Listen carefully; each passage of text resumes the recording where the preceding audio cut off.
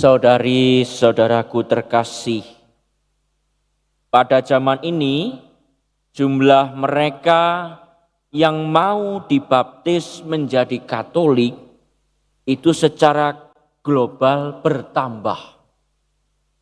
Vatikan News mencatat pertumbuhan dari 1,376 miliar di tahun 2021 menjadi 1,390 miliar di tahun 2022, atau ada kenaikan 1% jumlah orang Katolik di dunia.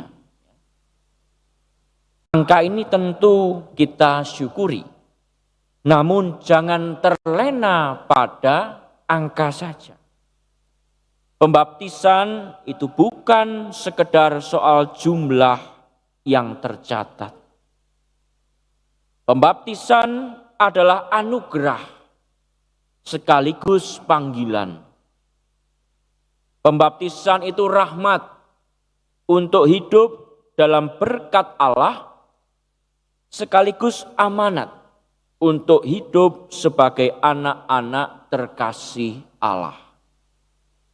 Maka melalui pesta pembaptisan Tuhan hari ini, kita diajak untuk melihat kembali makna baptis yang kita terima.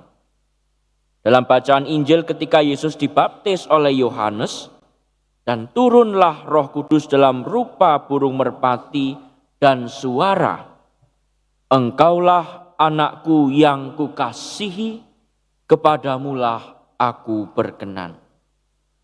Dari situ kita diingatkan kembali akan identitas kita di hadapan Allah yang telah mengangkat kita sebagai anak Allah yang harus hidup sesuai teladan Putra Allah terkasih yang kepadanya Allah berkenan, yaitu Yesus. Yesus berkenan kepada Allah karena ketaatannya kepada Allah. Sejak awal, sejak semula, tidak hanya di akhir-akhir perjalanan hidupnya, ya. Sejak awal hidupnya, pikiran, hati, tindakan Yesus seluruh hidupnya terarah kepada Allah. Maka Yesus berkata dalam Yohanes 4 ayat 34 dikatakan, "Makananku adalah melakukan kehendak Dia yang mengutus aku dan menyelesaikan pekerjaan." Itulah mengapa Yesus berkenan, Putra Allah yang terkasih. Kita yang sudah dibaptis juga adalah anak Allah. Sering dikatakan begitu, ya. Ketemu orang Kristiani, oh nih, anak Tuhan, anak Allah. Ya. Namun berbeda dari Yesus, Yesus disebut anak Allah karena kodratnya sebagai Putra Allah. Sejak semula memang Dia Putra Allah. Sedangkan kita menjadi anak Allah karena diangkat oleh Allah. Kita diberi rahmat oleh Allah menjadi anaknya melalui pembaptisan. Itu yang dijelaskan Paulus dalam bacaan pertama. Surat kepada Titus. Jadi bukan karena perbuatan kita menjadi anak Allah, atau kita selamat, ya. Bukan karena perbuatan kita, tapi karena kita diselamatkan, dilimpahkan, dibenarkan oleh Allah. Bukan karena diri kita sendiri. Situasi kalau kita gambarkan secara spiritual, ya, ini anak Allah ini itu mirip seperti seorang anak yang dalam kondisi berat karena kehilangan papa mamanya. Ini pengalaman luka, pengalaman kehilangan, dan juga dosa. Penggambaran saja. Namun kemudian anak ini diangkat oleh orang tua asuh yang begitu baik dan mencintai dia, yang mengundang dia untuk tinggal di rumah yang sama, disediakan makanan dan kebutuhannya yang lain, disekolahkan. Nah, ini kondisi dipulihkan, diselamatkan dari dosa. Ini penggambarannya begitu. Maka diangkat menjadi anak Allah mesti diterima dengan penuh syukur, sukacita. Seperti yang digambarkan Yesaya dalam bacaan pertama. Hiburkanlah, hiburkanlah umatku. Tenangkanlah hati Yerusalem. Kalau kita dalam situasi demikian, diangkat sebagai anak angkat Allah, apa yang mesti kita lakukan? Selain daripada kita mau membalas cinta orang tua kita yang sedemikian baik itu. Meski memang ini diangkat anak begitu ya, namun ikatannya begitu kuat. Dengan dibaptis kita dimateraikan, bahasanya begitu. Dimateraikan seumur hidup sebagai anak Allah. Satu kali untuk selamanya. Maka kalau kita sudah dibaptis, baik itu di gereja Katolik atau di gereja Kristen yang pembaptisannya diakui oleh gereja Katolik, yaitu yang formanya sama, ya. Aku membaptis engkau, namanya siapa? Dalam nama Bapa dan Putra dan Roh Kudus. Kalau formanya sama dan materinya sama, dicurai air yang mengalir di dahi, itu baptis yang sah.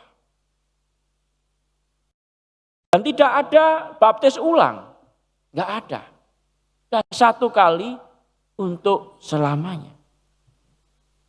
Tidak biasanya kalau orang Kristen lalu mau menjadi Katolik itu ya ada upacara yang biasa disebut penerimaan ke dalam gereja Katolik.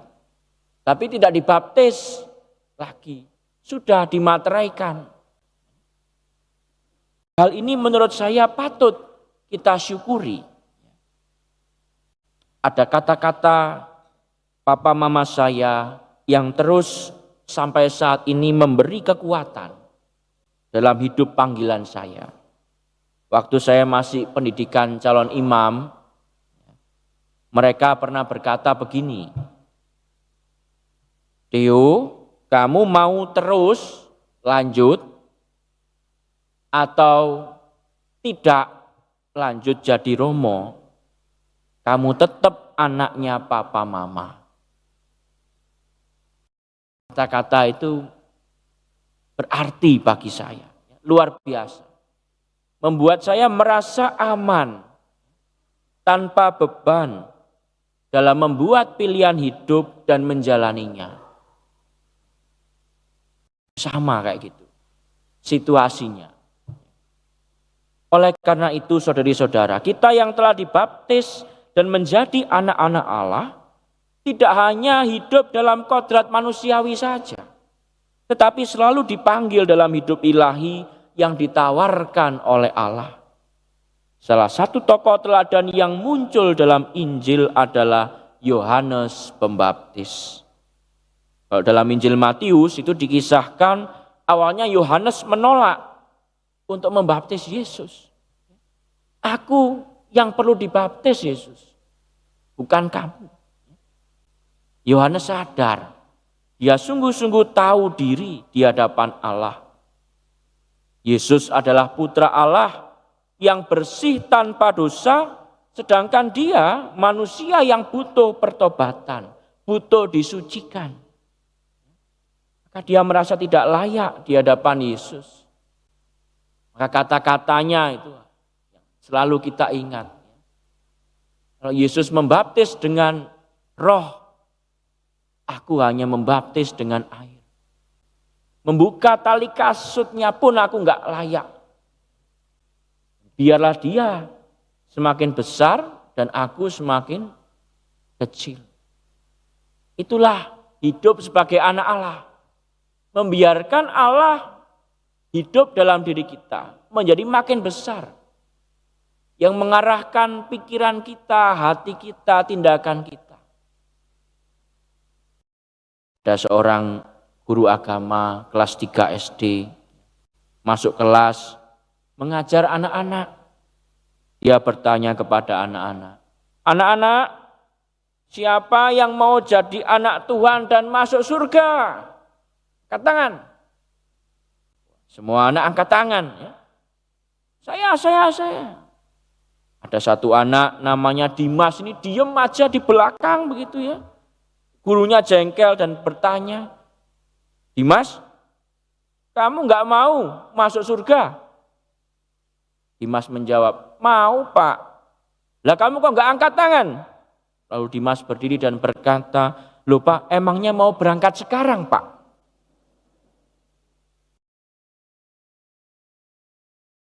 Yohanes awalnya menolak, tapi Yesus bersikeras untuk dibaptis. Yesus sengaja menempatkan diri pada posisi orang berdosa, walau tidak berdosa, untuk membawa manusia ini keluar dari dosa. Caranya begitu. Yesus tidak berdosa, tapi dia wafat untuk menyelamatkan manusia dari dosa. Maka dengan pembaptisan, dosa kita, dosa asal kita dibersihkan. Dosa kita mati dikubur bersama dengan kematian Yesus. Maka waktu itu disimbolkan dengan ditenggelamkan. Ditenggelamkan di sungai, dibangkitkan lagi. Dibangkitkan sebagai anak-anak Allah bersama Yesus yang bangkit. Kita diingatkan, saudari-saudara, untuk terus berusaha menjaga hidup kita sebagai anak-anak Allah. Sebagaimana yang dikatakan Paulus dalam bacaan kedua tadi, ia mendidik kita supaya meninggalkan kefasikan dan keinginan-keinginan duniawi, dan supaya kita hidup bijaksana, adil, dan beribadah di dalam dunia sekarang ini. Lagi, biar Allah semakin besar dalam hidup kita. Apa yang kita pikirkan, apa yang kita lakukan, biarlah Allah sendiri yang menuntun, dan aku mau dituntun oleh Allah. Mari saudari-saudara, kita hidup penuh syukur dan penuh sukacita sebagaimana Bapa kita yang mengangkat kita menjadi anaknya. Tidak menunggu nanti, mulai sekarang saya mau hidup sebagai anak Allah, sebagai anak Allah yang terkasih. Amin.